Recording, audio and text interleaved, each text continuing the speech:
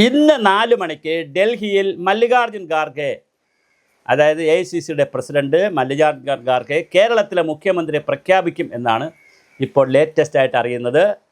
KC Venugopal Rahul ഗാന്ധിയുമായി നല്ല ബന്ധമുള്ളതുകൊണ്ട് തീർച്ചയായും KCയുടെ പേര് പറയാൻ പറ്റാത്തൊരു സാഹചര്യം കൂടി വരുന്നതും കൂടി കണക്കാക്കി രാഹുൽ ഗാന്ധി മൗനം ആയിരിക്കുകയാണ്.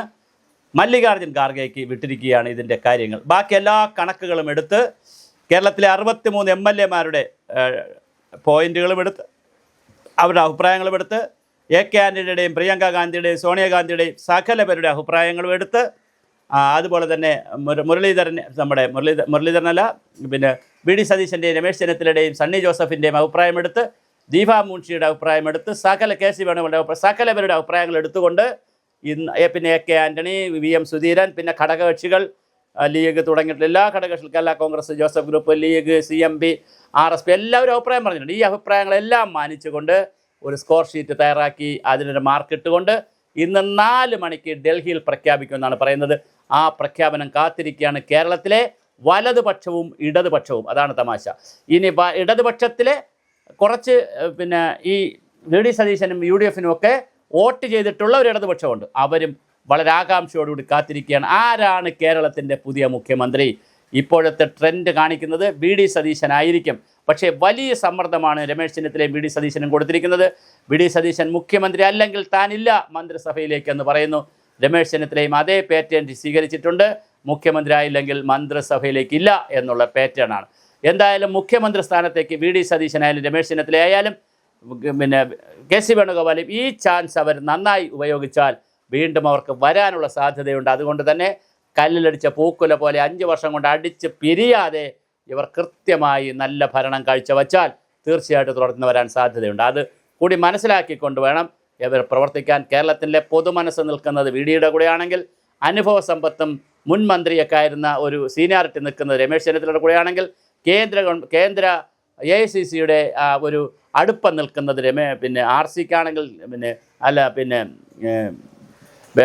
വേണുഗോപാലിന് KC വേണുഗോപാലാണെങ്കിൽ, അതുപോലെ തന്നെ ലീഗ് പോലുള്ള ഘടകകക്ഷികൾ കൃത്യമായി VD സതീശന് വേണ്ടി വാദിച്ചിട്ടുണ്ടെങ്കിൽ കേരളത്തിൽ തെരുവുകളിൽ നടക്കുന്ന പൊതുജനാഭിപ്രായം സോഷ്യൽ മീഡിയയും ചാനലുകളും മാധ്യമങ്ങളെല്ലാം VD സതീശന് വേണ്ടി വാദിക്കുകയാണെങ്കിൽ ആരായിരിക്കും മുഖ്യമന്ത്രി എന്ന് ഇന്ന് വൈകുന്നേരം അറിയാം. എന്തായാലും ഇന്ന് വൈകുന്നേരം മുഖ്യമന്ത്രി പ്രഖ്യാപിച്ചു കഴിഞ്ഞാൽ കേരളത്തിലെ പൊതുമനസ്സിന് എതിരാണെങ്കിൽ എന്ത് സംഭവിക്കും, അല്ലെങ്കിൽ എല്ലാവരും ഇത് ഏറ്റെടുക്കുമോ, അതോ എന്തെങ്കിലും പ്രതിഷേധമുണ്ടാകുമോ, ആരെങ്കിലും രാജിവെക്കുമോ, ഉപമുഖ്യമന്ത്രിമാരുണ്ടാകുമോ, ഒരു ഉപമുഖ്യമന്ത്രിയാണോ 2 ഉപമുഖ്യമന്ത്രിയാണോ, ഇനി ഉപമുഖ്യമന്ത്രി അല്ല ആഭ്യന്തര വകുപ്പ് ഒരാളിന് കൊടുത്തുകൊണ്ടുള്ള തീർപ്പാണോ, ധനകാര്യ വകുപ്പ് കൊടുത്തുകൊണ്ടുള്ള തീർപ്പാണോ, എന്താണ് കേരളത്തിൽ സംഭവിക്കുന്ന ഒത്തുതീർപ്പെന്ന് നമുക്കറിയില്ല.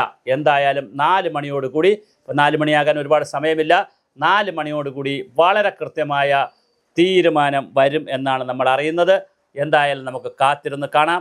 ഇന്ന് 4 മണിക്ക് കേരളത്തിലെ മുഖ്യമന്ത്രി ആരും തീരുമാനിക്കും. മുഖ്യമന്ത്രി തീരുമാനിച്ചു കഴിഞ്ഞാൽ വളരെ അടുത്ത ദിവസങ്ങളിൽ തന്നെ സത്യപ്രതിജ്ഞ നടക്കും. സത്യപ്രതിജ്ഞയിൽ ഘടകകക്ഷി മന്ത്രിമാരെ ആൾറെഡി ലീഗിൻ്റെ മന്ത്രിമാരെ ആൾറെഡി പ്രഖ്യാപിച്ചു കഴിഞ്ഞു.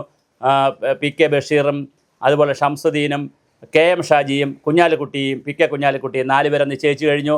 കേരള കോൺഗ്രസ് ജോസഫ് ഗ്രൂപ്പിൽ നിന്ന് മോൻ ജോസഫിൻ്റെ പേര് നിശ്ചയിച്ചു കഴിഞ്ഞു. രണ്ടാമതൊരാളുണ്ടെങ്കിൽ രണ്ടാമത്തെ പേരിൻ്റെ ആവശ്യമുള്ളൂ. CP ജോൺ, പിന്നെ CMPയിൽ നിന്ന് CP ജോണിൻ്റെ പേരുണ്ട്. KK രമ ഉണ്ടാവാൻ സാധ്യതയുണ്ട്.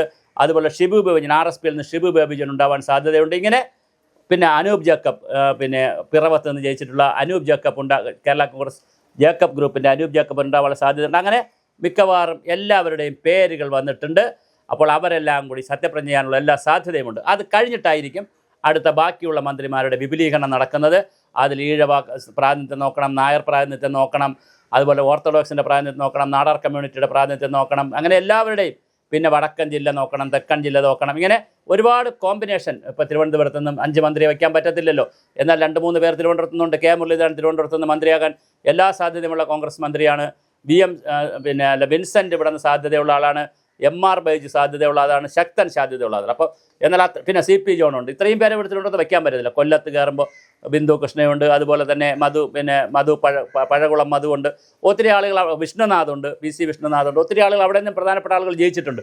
അങ്ങനെ പത്തനംതിട്ടയിൽ ചെല്ലുമ്പോൾ, പത്തനംതിട്ടയിലാണ് പഴകുളം മതി ജയിച്ചത്, കൊല്ലത്ത് പ്രധാനപ്പെട്ട ആളുകൾ, പത്തനംതിട്ടയിൽ കോട്ടയത്ത് ചെല്ലുമ്പോൾ തിരുവഞ്ചൂർ രാധാകൃഷ്ണൻ, ചാണ്ടി ഉമ്മൻ, അങ്ങനെ വലിയൊരു സംഘം, നാട്ടകം സുരേഷ്, ഇന്ന് പിന്നെ ഈഴവ പ്രാതിനിധ്യം കൊടുക്കുകയാണെങ്കിൽ നാട്ടകം സുരേഷ് കയറി വരുമോ, അങ്ങനെ നോക്കിയാൽ എറണാകുളത്ത് ചെല്ലുമ്പോൾ അവിടെ നിന്നും വലിയ പ്രാതിനിധ്യം, മാത്യു കുഴൽനാടനെ പോലെയുള്ള ആളുകൾ എറണാകുളത്ത് ജയിച്ചിട്ടുണ്ട്, വലിയ പ്രാതിനിധ്യമാണ്. തൃശ്ശൂർ ചെല്ലും, പാലക്കാട് ആൾറെഡി ഒരു മന്ത്രി ഷംസുദ്ദീൻ ലീഗിൻ്റെ മന്ത്രി വന്നതുകൊണ്ട് ചിലപ്പോൾ അവിടെ നിന്ന് ഒഴിവാൻ സാധ്യതയുണ്ട്. പിന്നെ കോഴിക്കോട് നിന്ന് പിന്നെ ഫാത്തിമ തഹ്ലിയ വരാൻ സാധ്യതയുണ്ടോ?